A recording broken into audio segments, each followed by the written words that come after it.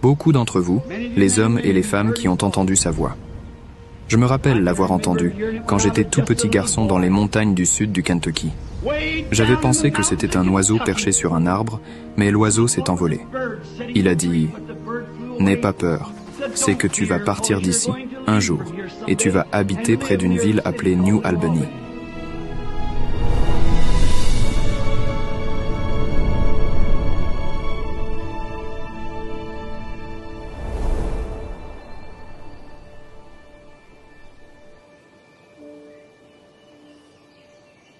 La vie surnaturelle de Frère Branham a débuté à sa naissance quand la colonne de feu est descendue du ciel pour entrer dans la petite pièce où il est né. Il a vu sa première vision alors qu'il n'avait que 2 ans.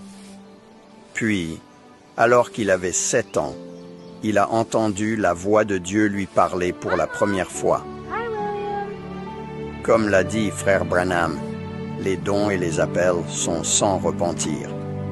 Et il n'y avait rien qu'il puisse faire pour échapper aux dons que Dieu lui avait donnés.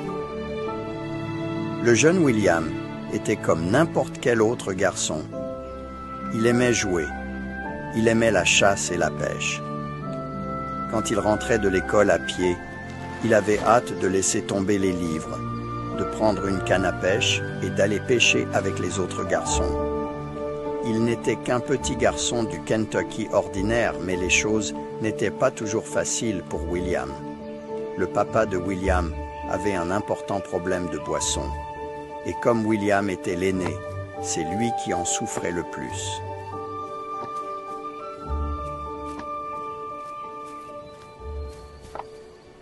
Where do you think you're going, boy? I was going fishing. Give me that. How many times do I have to tell you that we ain't got no time for no fishing? The other boys went fishing. I don't care what those other boys are doing. You know we're making shine tonight. So get on down there and pack them buckets. La maman de William, Ella, était tellement désolée pour William. Elle l'aimait vraiment beaucoup et elle aurait tout fait pour lui. Ah. Mais elle se gardait bien de contrarier Charles. Elle devait rester là, impuissante, à le regarder se faire rudoyer et être forcée d'aider son père dans ses mauvaises habitudes. Charles était un homme fort et puissant. Il était un vaillant travailleur qui payait ses dettes, mais il buvait chaque cent supplémentaire qu'il avait. Son comportement a complètement ruiné le foyer de William. Cela l'a privé de l'amour paternel qu'il avait toujours ardemment désiré. William était en colère contre son papa. Il avait des sentiments, il vivait des émotions. Il voulait simplement être comme les autres garçons. Mais Dieu avait un dessein dans tout cela.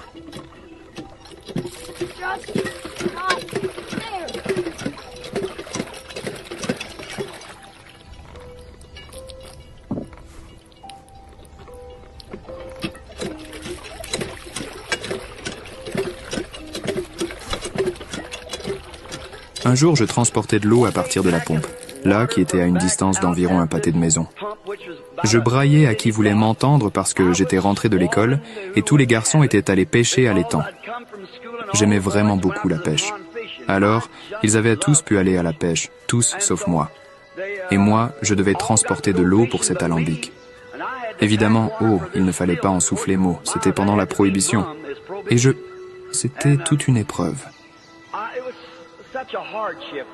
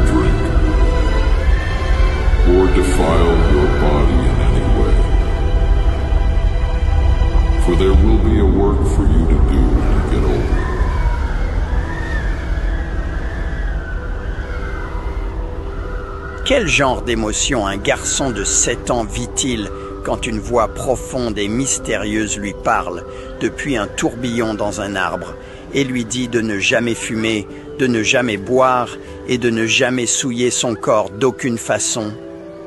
La raison même pour laquelle William transportait ses seaux, c'était la chose que la voix lui a dit de ne jamais faire. Il a couru aussi vite que l'épi de maïs attaché à son orteil le lui permettait. Il voulait simplement être réconforté par sa mère. Il était si terrifié.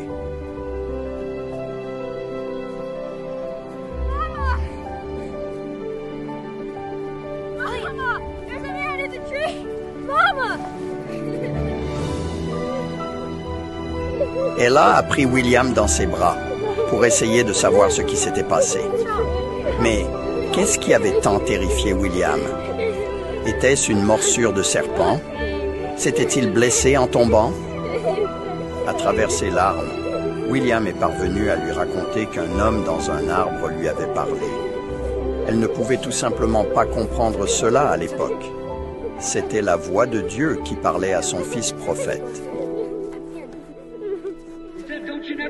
Il a dit, « Ne fume jamais, ne bois jamais, ne souille jamais ton corps, car tu auras une œuvre à accomplir quand tu seras plus âgé. » J'atteste la vérité de ça, je l'ai bien vu. Et Dieu, comme il l'avait fait dans le cas de Moïse, il a parlé devant l'assemblée qui se trouvait là-bas. Et il a dit, « C'est la vérité. » Aujourd'hui, cette écriture est accomplie.